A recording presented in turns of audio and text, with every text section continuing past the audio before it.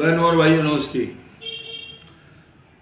दोस्तों, आज का मेरा ये न्यूज़ युवा पीढ़ी के लिए है, उनके माता पिता के लिए है। दोस्तों, 14 फरवरी को वैलेंटाइन डे मनाया जाता है। मुझे बोलने भी नहीं आ रहा है। ये जो वैलेंटाइन डे टाइम जो भी है, ये तो क्या वो हमारी संस्कृति है? हम अपनी संस्कृति से क्यों भटक रहे हैं? पूज्य आसाराम बाबूजी ने कई साल पहले से कहा था कि हमको ये दिन माता पिता की याद में मनाना चाहिए और उनके चरणों में मनाना चाहिए, उनको खुश रखकर मनाना चाहिए।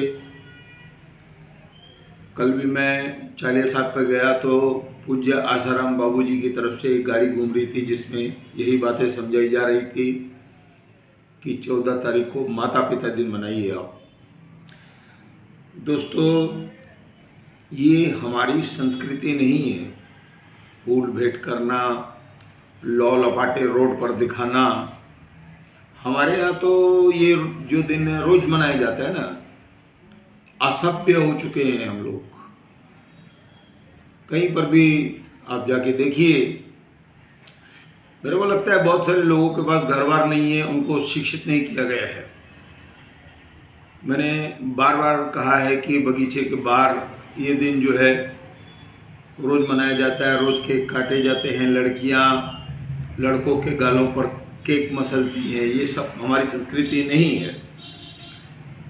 चलिए, अब आपको मैं एक दूसरी बात याद दिलाना चाहता हूँ। 14 फरवरी 19 को पुलवामा में हमला हो गया, 14 जवान हमारे शहीद हो गए। उस दिन के उनको याद करके वह दिन हम क्यों नहीं मनाते हैं? उसे ब्लैक दिवस कहते हैं। काला दिन था वो हमारे देश के लिए। उसके बाद ये तो 14 फरवरी को हुआ प्रकरण। 26/11/2008 को मुंबई में हमला हो जाता है। इतना बड़ा हमारा शहर है, दुनिया भर से लोग घूमने आते हैं, वहाँ पर हमला हो गया। 18 सुरक्षाकर्मी, 166 लोग, इनकी मौत हो गई। हमारे देश की धरोहर ताजमहल होटल को नुकसान पहुंचाया गया। कई दिन यह हमला चला। कुल 300 लोग इसमें घायल हुए। तो दोस्तों, मैं एक बार फिर कहूँगा कि इस डे को आप भूल जाइए और ये जो हमारे साथ घटनाएं हुई है उनको याद करिए। अपने माता पिता को याद करिए, अपने गुरुजनों को याद करिए, अपने गुरुजनों के पास जाएं, मंदिरों में जाएं। और मैं यहाँ से तमाम मंदिर वालों से भी निवेदन करूँगा कि इस दिन इन युवाओं के लिए विशेष दिन रखा जाना चाहिए ताकि वो लोग उस दिन को न मनाकर मंदिर में आकर पूजा पाठ करें। फिर हम एक और चीज़ कहेंगे कि जब हम अपना जन्मदिन मनाते हैं तो वहाँ पर भी हम विदेशी परंपरा को अपना मानते हैं। हमारे बड़े बुजुर्गों ने या हमारे बड़े भाइयों ने कब जन्मदिन मनाया भाई? किसने केक काटा?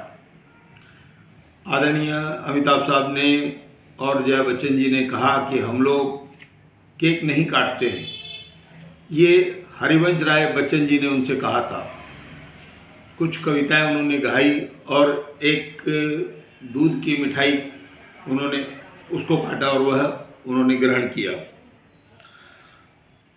क्या हमारा 31 दिसंबर को नया साल है? नहीं है, वह भी अंग्रेजों का है। हमारा नया साल जो है वो गुड्डी पड़वा चेटी चंड को पड़ता है। भव्य जुलूस निकलते हैं, प्रसाद बांटे जाते हैं, लोगों को खाना खिलाया जाता है। आप इस शहर को छोड़ करके आगे निकल जाओ, कितनी लाखों रुपए की झांकियाँ निकलती है।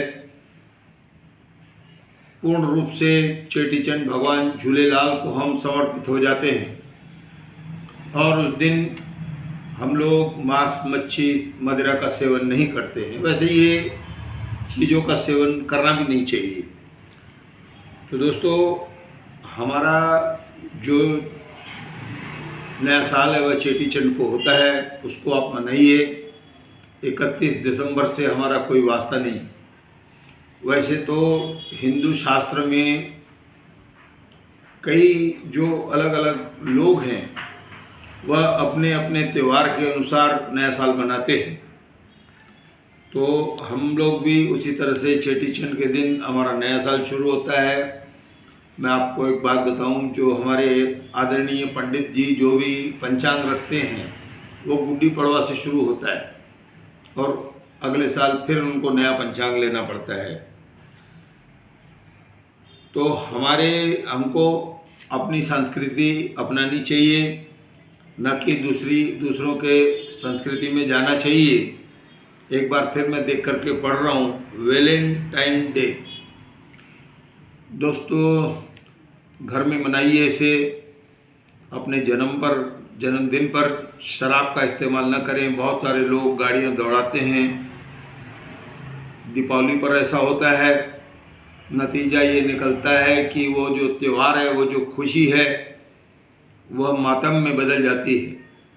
तो भविष्य में ऐसा न हो, इसलिए आपसे निवेदन है कि इस दिन माता पितृ दिवस मनाएं। बापू आसाराम जी ने कहा है। और इस दिन ब्लैक डे को भी आप याद करें, क्योंकि जम्मू कश्मीर में पुलवामा में हमारे 40 जवान धोखे से शहीद कर दिए गए। दोस्तों, मैं युवा पीढ़ी से ऐसा कहकर अपने शब्द समाप्त करूंगा और मैं उनसे ये कहूँगा कि भैया, ये जो बाहर आप लौ लपाटे कर रहे हैं, रोज़ का तमाशा आप कर रहे हैं, तो इसे सब मत करिए। आपके माता पिता को दुख होता है। जो हमारे बड़ों की संस्कृति है, आप उस पर चलिए। और अगर आपका कहीं पर किसी के साथ मन लग जाता है तो अपने माता पिता को जानकारी दीजिए, ताकि हो सके, ईश्वर करे कि आपका घर बस जाए। लेकिन ये सब चीज़ें जो आप कर रहे हो ये उचित नहीं है। ये सिर्फ अपने माँ बाप को आप दुखी कर रहे हैं। ऐसा कहकर मैं अपनी बात को समाप्त करता हूँ।